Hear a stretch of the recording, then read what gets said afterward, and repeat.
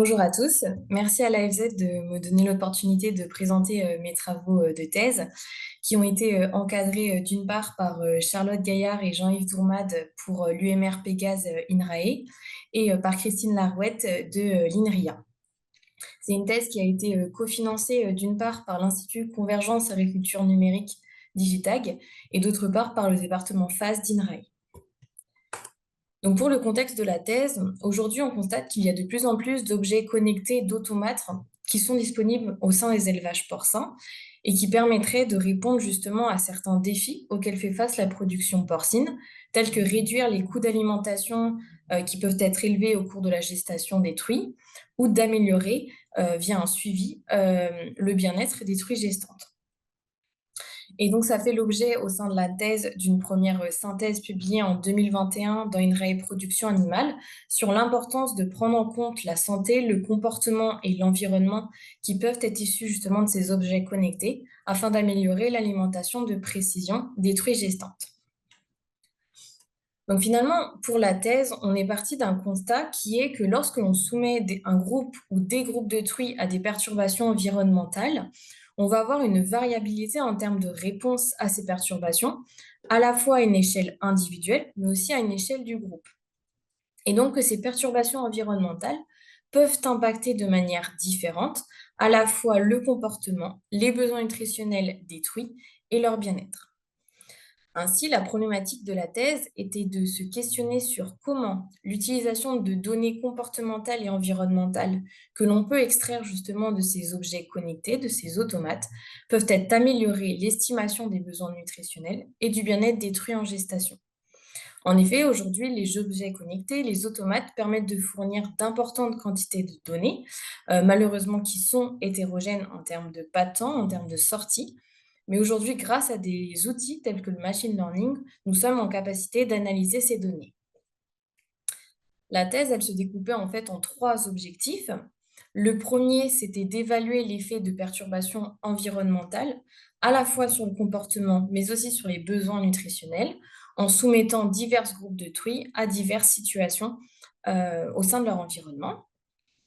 Cet objectif permettait également de collecter des données et de faire varier les besoins nutritionnels sur une plus large gamme que habituellement, afin de répondre à l'objectif numéro 2, qui était en se basant sur des techniques de machine learning et sur des données de comportement, de pouvoir estimer les besoins nutritionnels journaliers à une échelle individuelle. Le troisième objectif était en utilisant aussi des méthodes de machine learning, mais également des données comportementales, de cette fois-ci pouvoir estimer l'état de bien-être individuel. Et pour cela, on s'est également appuyé sur les expérimentations menées lors de l'objectif numéro 1, afin d'aussi avoir une variabilité, une gamme assez importante en termes de réponse comportementale à ces perturbations. L'idée de la thèse, au final, était d'avoir une preuve de concept qu'un outil d'aide à la décision permettant à la fois l'ajustement des besoins nutritionnels et de l'amélioration du bien-être était possible. Donc pour l'objectif numéro 1, qui était de quantifier l'effet de l'environnement à la fois sur le comportement, mais aussi sur les besoins nutritionnels du groupe de truies gestantes, il a fait l'objet de plusieurs publications, dont deux en premier auteur. Donc le premier, qui est un data paper publié en 2023 dans Animal Open Space, donc qui reprend une grande part des données utilisées dans la thèse, et un second publié en 2023 dans Applied Animal Behavior Science, qui résume les effets d'une compétition alimentaire sur le groupe de truies. Donc, au niveau des expérimentations qu'on a mis en place dans l'objectif numéro 1, on a suivi 102 truies gestantes qui ont été soumises tout au long de la gestation, entre 3 et 5 événements qui étaient précédés ou suivis d'une période contrôle. Ces différents événements étaient une compétition alimentaire, l'émission aléatoire de son, des conditions thermiques chaudes et froides, et un enrichissement vs un appauvrissement du milieu. Et on a mesuré un certain nombre de données, à la fois manuellement, mais aussi grâce à des automates, tout au long de la gestation, que ce soit à une échelle individuelle ou à une échelle collective. Une partie assez conséquente de la thèse a été de finalement nettoyer et mettre en forme ces données afin d'aboutir à la création d'une base de données en MySQL et donc de passer finalement de données extraites d'un automate d'alimentation, par exemple, à des données vraiment de comportement alimentaire. Donc si je présente un des résultats, de la thèse, donc ici, vous avez, l'effet sur l'activité physique mesuré par des accéléromètres de la compétition alimentaire à droite comparé au contrôle, avec le pourcentage de temps passé pour chaque heure de la journée dans une posture, couché, en mouvement ou debout immobile. Ce qu'on a pu constater, c'est que lorsque l'on fait une compétition alimentaire en bloquant l'accès à l'un des 2 alimentateurs de la salle, on a une augmentation, du temps passé en position debout immobile, au détriment du temps passé en position couchée, notamment lors des 12 premières heures de la journée. Et ça, au final, ça a créé une augmentation du niveau d'activité générale de 8 au sein du groupe de Truy en moyenne. Et lorsqu'on ramène ça aux besoins nutritionnels en termes notamment d'énergie métabolisable, ça se ça induisait finalement une augmentation de 0,4 mégajoules par jour en termes de besoins, ce qui, avec, l'aliment qu'on a utilisé, environ 50 grammes par jour supplémentaires d'aliments pour pallier à cette augmentation du niveau d'activité. Donc finalement, dans cet objectif numéro un, on a vu qu'il était possible de quantifier l'effet de perturbation environnementale à la fois sur le comportement, mais aussi sur les besoins nutritionnels des truies gestantes. Et donc, on a pu passer à l'objectif numéro 2, qui était de prédire les besoins nutritionnels journaliers individuels, non plus en utilisant des modèles mécanistiques tels qu'InRapport, mais en se basant sur des méthodes de machine learning et des variables comportementales. Et ça a fait l'objet d'une publication en 2023 dans Journal of Animal Science. Donc, au niveau de la démarche que l'on a mise en place pour répondre à cet objectif, on a d'abord voulu commencer par définir des scénarios, des bases de données sur lesquelles on allait s'appuyer. Nous sommes partis de configurations de fermes qui seraient équipées avec un ou deux capteurs pour des raisons financières. Ces capteurs, c'était un automate d'alimentation, une balance connectée, un accéléromètre ou un automate d'abreuvement. Donc, le fait d'avoir des scénarios avec un ou deux capteurs nous amenait à 10 scénarios avec les données issues de ces capteurs. Et à ces 10 scénarios, on a voulu rajouter en plus des données qui seraient liées aux caractéristiques de la truie et du logement. Donc, non plus pas uniquement des données comportementales, mais aussi des données telles que le poids de la truie à l'insémination ou son âge. Donc, une fois qu'on avait nos scénarios, nos bases de données, il nous fallait définir finalement une référence sur laquelle nos algorithmes allaient donc apprendre quels étaient les besoins nutritionnels. Et pour cela, on s'est basé sur InRapport modifié par les truies gestantes pour obtenir à la fois des valeurs de référence en termes de lysine digestible, mais en termes également d'énergie métabolisable. Et donc, les entrées du modèle InRapport, ce sont uniquement les caractéristiques de la truie à l'insémination, les conditions du logement, ainsi que le temps passé en position debout notamment. Donc, on obtenait finalement, pour chacun de nos jeux de données, chacun de nos scénarios, des valeurs de référence avec les besoins en lysine et en énergie. Ensuite, pour la phase d'apprentissage, on découpait nos jeux de données entre 3 quarts pour les données d'apprentissage et un quart comme des données de test. Les données d'apprentissage, elles servaient justement à apprendre, à développer un modèle prédictif, 9 modèles prédictifs pour être précis, puisque nous avons testé 9 algorithmes supervisés différents. Et les données de test servaient à évaluer finalement la prédiction de notre modèle en comparant ce que prédit le modèle avec, avec nos données de référence, donc nos données prédites par InRapport. Donc si je présente un des résultats, ici vous avez le score de précision, le R2, selon les différents types d'algorithmes et indépendamment finalement des scénarios. Le but étant d'avoir un score de précision, un R2 le plus proche de 1. Et donc, vous avez les résultats à la fois à gauche pour la lysine et à droite pour l'énergie. Ce qu'on a pu constater, c'est qu'on n'avait pas les mêmes performances selon l'algorithme utilisé. En effet, les algorithmes de type arbre à gradient boosté, forêt aléatoire ou perceptron à couches multiples, qui est en fait un simple réseau de neurones, sont ceux qui donnaient les meilleures performances, avec par exemple des erreurs qui tournaient autour des 0,08 grammes par jour pour la lysine digestible. À côté de ça, tout ce qui était algorithme basé sur des régressions linéaires avec une régularisation ou non, avait de plus fortes, enfin de plus faibles performances et donc des erreurs plus élevées qui pouvaient aller jusqu'à 1,07 grammes par jour pour la lysine.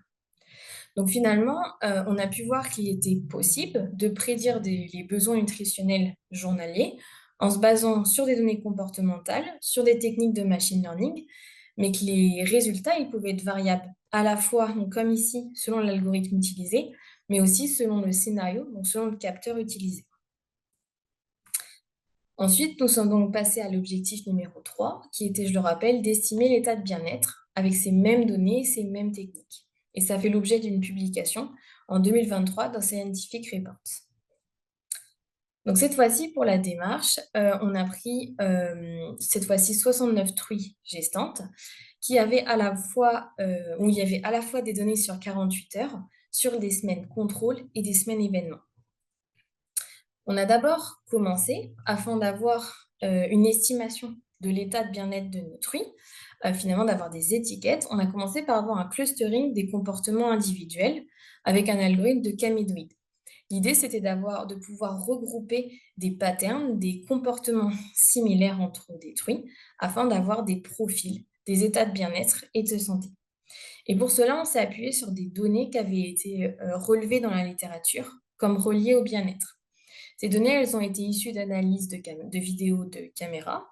Donc, c'était des données sur l'activité des truies. Est-ce qu'elles étaient plutôt passives, couchées ou actives, en position debout par exemple, et sur leur comportement social, c'est-à-dire le nombre d'interactions qu'elles ont reçues ou qu'elles ont données avec leurs congénères, et en faisant la différence si ce sont des interactions plutôt positives ou neutres, telles se blottir à côté d'un congénère, ou négatives, comme mordre une autre truie.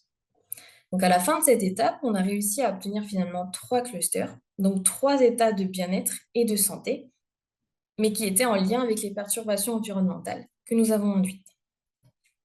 Puis la dernière étape était donc d'estimer l'état de bien-être. Et cette estimation, on a voulu l'automatiser en utilisant des données justement issues d'automates. Des données à la fois à une échelle individuelle. On a pris des données issues de l'automate alimentaire, car c'est celui qui donnait les meilleurs résultats lors de la partie objectif numéro 2, donc de prédiction des besoins, et les données à la fois à une échelle collective, via un logiciel d'analyse automatisée de vidéos de caméra, car lorsqu'on parle de bien-être individuel, il faut également prendre en compte tout ce qui est données collectives. Et donc, on a pu classer les truies grâce à un arbre de décision et ces données. Pour la partie clustering, donc on a obtenu 3 clusters qui étaient finalement facilement interprétables et que l'on pouvait comprendre et qui pouvaient se distinguer. Par exemple, le cluster 1 et le cluster 2, les truies dites agressives et gentilles, ne reposaient pas sur les mêmes niveaux d'activité ou sur la même vocation des interactions données et reçues. Et on a réussi à relier ces clusters à des problèmes de santé qui sont survenus au cours de l'expérimentation, donc majoritairement des boiteries.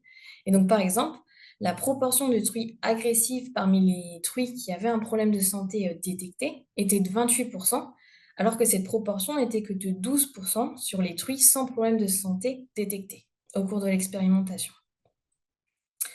Pour la partie estimation, classification du bien-être, on a obtenu des performances de reconnaissance par l'algorithme de l'état de bien-être de manière correcte, de 80% pour les données d'apprentissage et 72% pour les données de test. Mais comme cela, ça vous rappellera peut-être tout ce qui était les données au moment du Covid, lorsqu'on s'intéresse à les données aux performances d'un algorithme, on doit faire un compromis entre différentes métriques. Par exemple, on veut améliorer la précision, donc limiter le nombre de faux positifs, de fausses alertes, mais également trouver un compromis pour ne pas dégrader le rappel, qui lui est le fait de ne pas passer à côté d'une truie qui serait en mal-être, donc de créer des faux négatifs. Lorsqu'on regarde les performances justement selon les clusters de notre étude, on peut voir que on a réussi avec un très bon rappel sur les boucs émissaires, justement à éviter de passer à côté de ces truies. Et au niveau de la précision, on a une assez bonne précision pour les agressives et les gentilles, ce qui donc limite le nombre de faux positifs.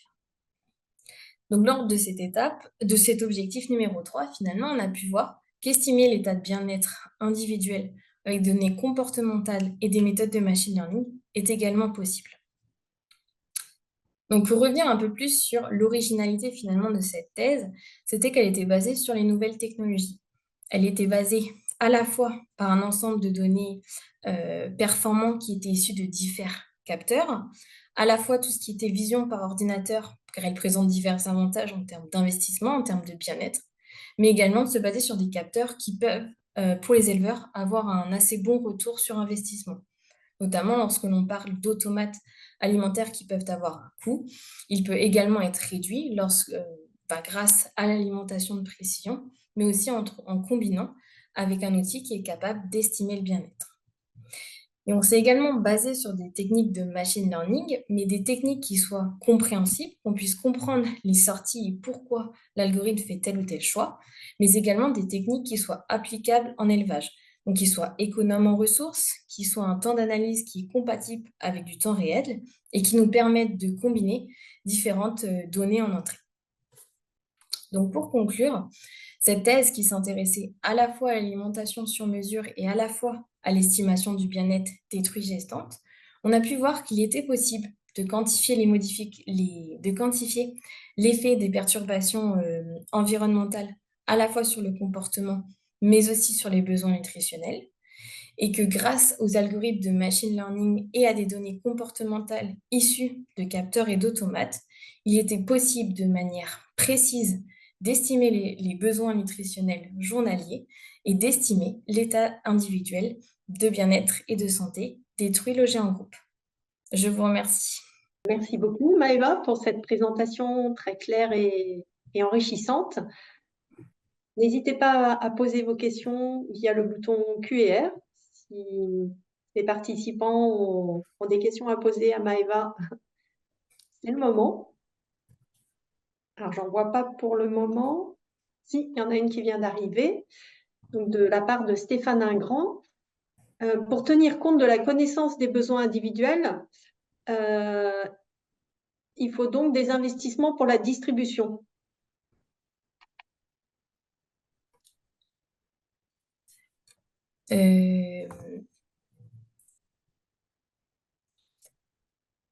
La distribution d'aliments, précise Stéphane.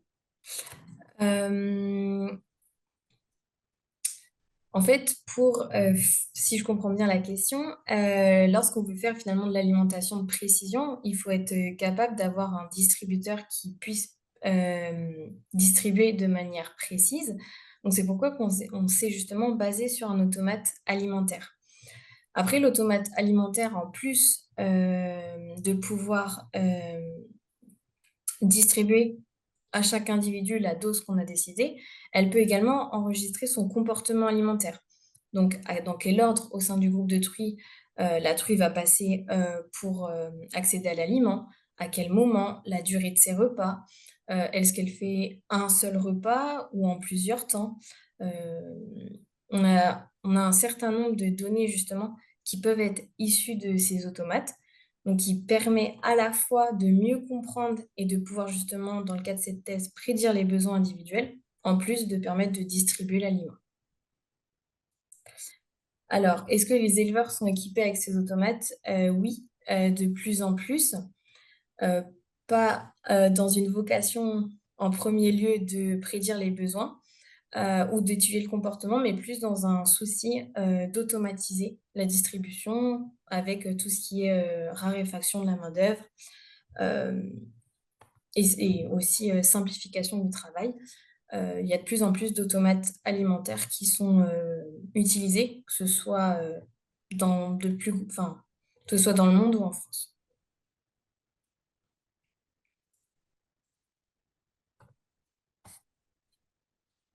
Stéphane te remercie pour tes réponses. Moi, j'ai peut-être une question, mais si j'ai bien compris, parce que c'est vrai que c'est quand même assez complexe, hein, mais très bien présenté malgré tout, Maëva. la définition, en fait, la définition du bien-être, là, elle est encore une fois faite avec un œil humain, enfin, on va dire un cerveau humain. Donc, en fait, il y a une espèce de postulat que finalement, qu'après, qui va être interprété par les algorithmes, mais qui part quand même d'un constat humain, si j'ai bien compris. Donc, est-ce qu'il aurait pu être fait quelque chose pour que finalement on détecte autrement finalement le bien-être de façon plus justement à partir d'éléments moins anthropocentrés, on va dire. Je ne sais pas si tu vois ce que Oui, je alors en veux fait, dire. on n'a pas nous-mêmes dit tel truc est en bien-être, tel truc est en mal-être. On a induit des événements qui pouvaient modifier leur bien-être, qui avaient été montrés dans la littérature comme pouvant le modifier, mais pas forcément toujours le modifier. Et on a rassemblé en fait des données, des comportements qui avaient été aussi identifiés dans la littérature comme reliés au bien-être, donc l'activité physique, les interactions sociales, mais c'est pas nous qui avons défini justement des seuils. On a justement utilisé des techniques de clustering qui permettent aux algorithmes de classer et de mettre les seuils sans avoir une intervention humaine, justement. Parce que nous, on n'était pas capable de dire est-ce que c'est à partir de 5 interactions négatives ou de 6 interactions négatives qu'une truie est en bien-être ou en mal-être. Et donc, c'est justement l'avantage de travailler avec des techniques non supervisées, où cette fois-ci, on ne dit pas à l'algorithme ce qu'il doit apprendre, on le laisse regarder dans les données des liens entre celles-ci pour trouver des profils comportementaux. Par contre, on s'est assuré en entrée de mettre des données qui étaient reliées, qui pouvaient être reliées au bien-être, afin de quand même maîtriser la prédiction derrière et de ne pas sortir complètement à côté du sujet. D'accord. Justement, je me permets de rebondir dans la suite de la question de Mireille par rapport à ce que tu expliques. Si j'ai bien compris également, est arrivé quand même un moment une interprétation humaine, c'est-à-dire qu'il y a eu des indicateurs que vous avez choisis comme étant plutôt associés à des conditions considérées par l'homme de bien-être des animaux. Il y a une intervention mathématique, calculatoire pour identifier des profils comportementaux. Donc, vous aviez des groupes d'individus qui ont été dégagés. Mm. Et après, il y a bien eu une intervention humaine pour dire ce profil-là est plutôt associé à un état de bien-être considéré plus élevé et un autre profil comme étant un état de bien-être dégradé. Il y a quand même une intervention un peu subjective de la part de l'humain dans l'interprétation des profils qui ont été obtenus à partir des données observées. Oui, on a justement regardé est-ce que dans chacun des clusters des données récoltées, est-ce que c'était plutôt des semaines où on avait modifié l'environnement de manière plutôt négative? Est-ce que c'était des semaines où on n'avait pas changé leur environnement? Est-ce que c'était des moments où on avait plus de truies qui étaient malades ou pas? Euh, et après, on a regardé également est-ce que d'un point de vue comportemental, on retrouvait des choses qu'on trouvait dans la littérature. Comme souvent, on peut retrouver dans la littérature que des interactions négatives sont plutôt associées à du mal-être. On a essayé de regarder si on trouvait ça dans nos clusters comportementaux. Et donc, vous aviez un cluster comportemental où on va dire, tous les indicateurs étaient ouverts vis-à-vis du bien-être, où il y avait quand même des individus qui pourraient être considérés en situation de bien-être dégradé. C'est-à-dire que sur un des indicateurs comportementaux, il y a la présence d'individus qui n'étaient pas 5 étoiles pour tout. Alors, dans l'ensemble, Il y a ça aussi une fonctionnait. proportion dans les Il y avait clusters. toujours des individus un peu aberrants, mais dans l'ensemble, on trouvait plutôt que les truies qu'on a appelées dans le cluster 2, pardon, les truies gentilles, c'était globalement des truies qui avaient peu de problèmes de santé, qui étaient plutôt en semaine sans perturbation environnementale. Et à côté de ça, les boucs émissaires, notamment les agressives, c'est celles qu'on retrouvait vraiment lors des semaines de modification comme la compétition alimentaire, des semaines où il y avait plus de problèmes de santé, notamment des boiteries. Euh, mais oui, il y avait quelques individus qui étaient un peu, qui retrouvaient sur les agressives et qu'on n'aurait pas dit en mal-être visible ou interprétable à l'œil humain. Maintenant, on n'a fait aucune mesure invasive d'un point de vue biologique qui peut-être aurait pu permettre de classer ces individus d'une manière différente. Mm. Merci Maëva. Merci. Alors, il y a une question qui vient d'arriver dans le bouton QR. Le mal-être global est considéré comme comme une simple somme d'états positifs ou négatifs fois le temps.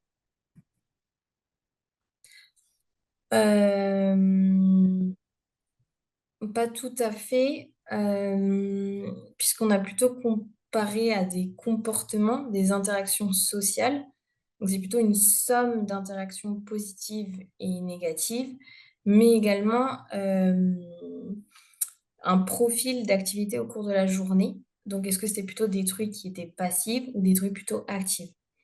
Donc, il y a eu plusieurs données finalement qui rentraient en compte pour, pour nous, notre définition du bien-être telle qu'on l'a fait dans l'étude.